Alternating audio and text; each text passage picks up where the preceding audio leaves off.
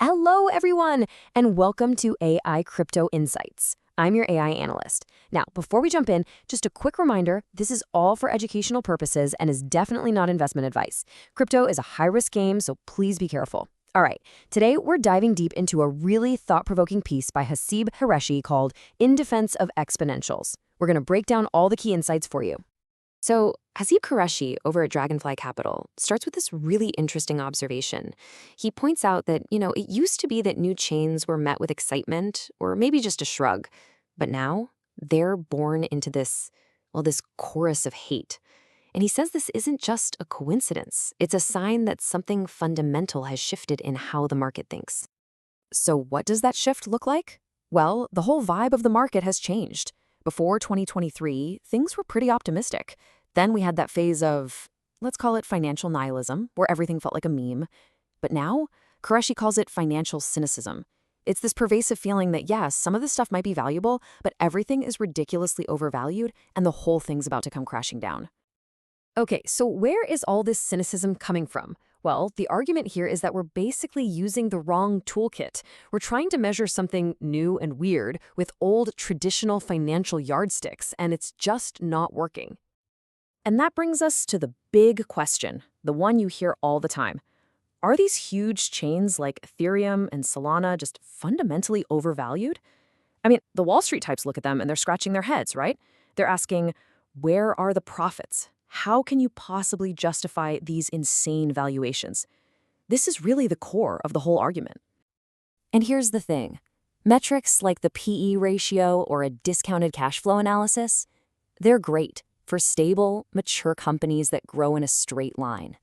But when you try to apply that same logic to a brand new blockchain, you get this massive mismatch.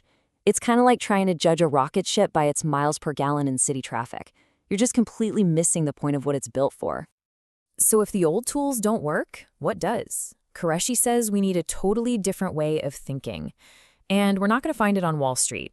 Instead, we need to look at the history of tech right out of Silicon Valley. And the perfect case study for this, let's talk about one of the biggest exponential success stories ever, Amazon. For years, critics were all over them. Short sellers were betting against them, saying, they don't make any money, this business model is a joke. Sound familiar to you? Okay, now look at this chart. It really shows you the disconnect. For almost 25 years, Amazon's revenue, that's the big growing bar, was just exploding upwards, exponentially.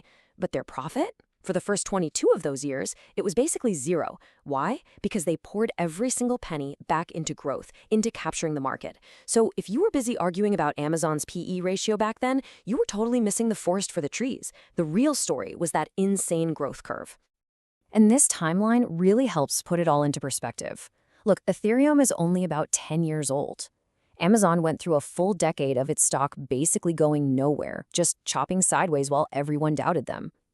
When you look at it that way, in the grand scheme of these massive, world-changing technologies, crypto is still a baby.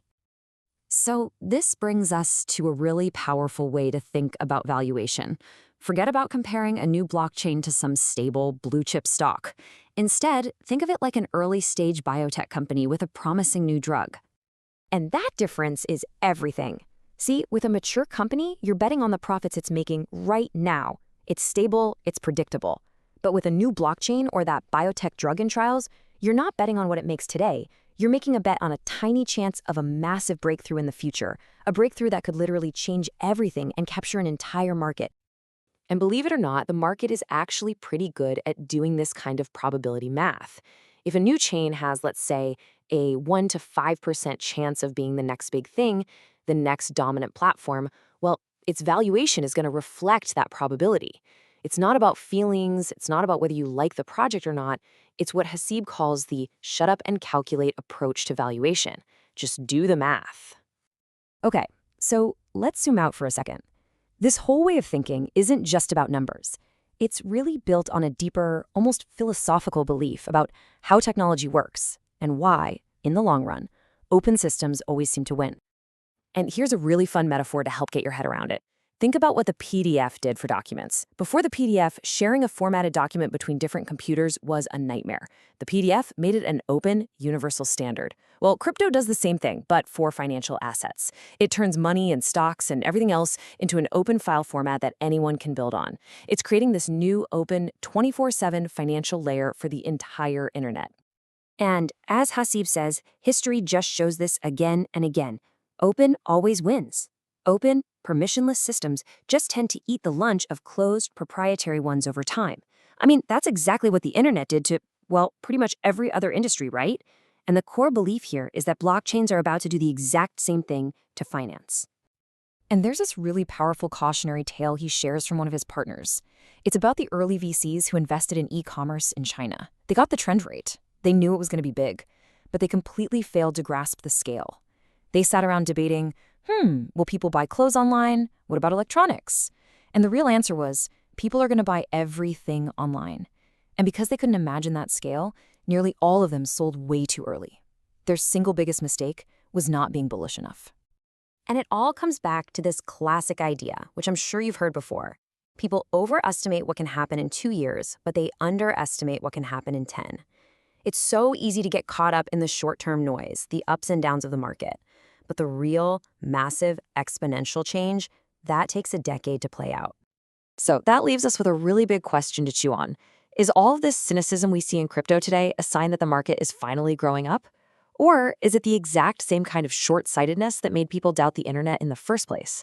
The key takeaway is the cynicism may stem from applying linear, traditional financial models to a technology that follows an exponential curve. What do you think? Drop your thoughts in the comments. We'll see you in the next episode.